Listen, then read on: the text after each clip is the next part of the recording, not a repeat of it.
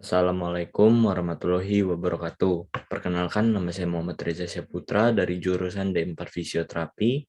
Pada kesempatan kali ini saya ingin membuat video yaitu menjelaskan tentang penyakit osteomalacia. Di sini osteomalacia itu adalah kondisi di mana tulang tidak dapat mengeras sehingga rentan untuk bengkok atau bahkan patah.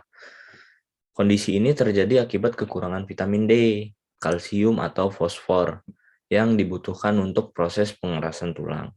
Nah, kemudian di sini osteomalacia sering terjadi pada orang dewasa. Bila kondisi ini terjadi pada anak-anak disebut dengan penyakit rakitis. Osteomalacia dapat diatasi dengan mengonsumsi suplemen yang mengandung kalsium atau vitamin D. Nah, kemudian penderita osteomalacia juga dapat dianjurkan untuk berjemur di pagi hari karena paparan sinar matahari dapat membantu produksi vitamin D di dalam tubuh kita sendiri. Nah, kemudian patofisiologi dari osteomalacia ini pada awalnya penderita osteomalacia tidak merasakan gejala apapun.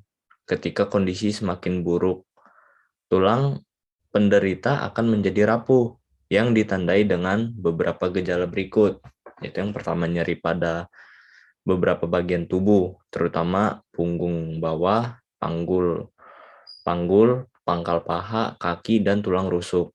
Nah, kemudian rasa nyeri akan bertambah parah di malam hari atau ketika menahan beban berat. Nah, kemudian terhuyung-huyung berjalan, serta kesulitan untuk berdiri dan naik tangga akibat kelemahan pada otot. Nah, kemudian tubuh kita juga terasa mudah banget lelah gitu. Nah, bila kondisi semakin berat, penderita dapat mengalami patah tulang. Selain keluhan di atas, kekurangan kalsium juga dapat menimbulkan gejala berupa yaitu mati rasa, otot kaku dan tegang, detak jantung tidak beraturan. Nah, kemudian di sini untuk etiologi osteomalacia disebabkan oleh tidak sempurnanya proses perkembangan tulang sehingga tulang tidak mengeras. Hal ini terjadi akibat tubuh kekurangan kalsium, fosfor, dan vitamin D. Selain karena asupan yang kurang dari makanan, beberapa kondisi di bawah ini juga dapat membuat tubuh kekurangan ketiga zat tersebut, yaitu kurangnya paparan sinar matahari, efek samping obat-obatan, anti kejang, kemudian usia lanjut, obesitas morbid, gangguan fungsi ginjal atau hati, kemudian ada penyakit seliak di mana usus halus tidak mampu menyerap nutrisi dari makanan.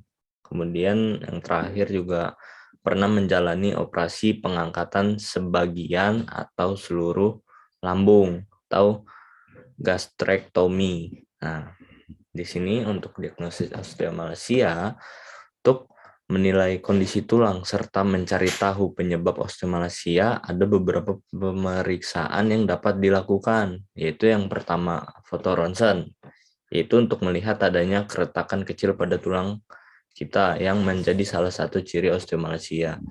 Kemudian ada pemeriksaan BMD atau bone mineral density, yaitu untuk melihat kepadatan tulang.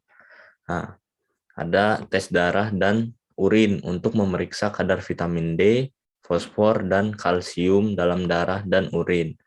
Nah, selain itu, tes darah dan urin juga dapat memeriksa kadar hormon paratiroid yang mempengaruhi kadar kalsium dalam tubuh. Nah, yang terakhirnya ada biopsi tulang.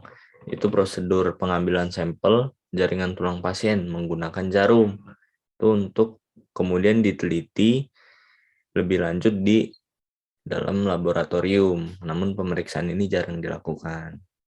Nah, kemudian untuk manifestasi klinis osteomalacia ini, untuk memenuhi kecukupan kalsium, fosfor, dan vitamin D, serta mengatasi osteomalacia, dokter akan menyarani pasien untuk biasanya berjemur di bawah matahari, mengatur pola makan, mengonsumsi suplemen vitamin D, mengonsumsi suplemen kalsium atau fosfor. Nah, jika sudah ada tulang yang patah atau berubah bentuk akibat osteomalacia, dokter ortopedi akan menyarankan pemasangan brace atau bahkan melakukan tindakan operasi jika ada penyakit yang mendasari kurangnya vitamin D, kalsium atau fosfor.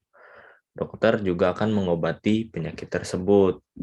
Nah, kemudian di sini saya ingin menjelaskan juga pencegahan osteomalacia.